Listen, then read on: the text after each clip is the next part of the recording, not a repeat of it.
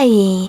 In front of me is TCL Tab 10s, and today I would like to show you how you can set up screen lock on this device. You need to begin by exiting settings and scrolling down right away. Then choose security and biometrics, tap on screen lock over here and click on one of those login methods, pattern, PIN or password. After that, you need to enter it. Choose next at the bottom right corner, repeat it, and tap on confirm.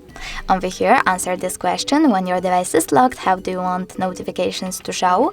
By tapping on one of those answers.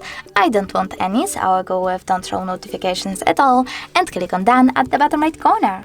Now when I click home button, turn off my screen and then turn it back on. As you can see, pattern is now required. Thanks so much for watching. If you enjoyed this video, don't forget to leave a like, comment and subscribe. Bye!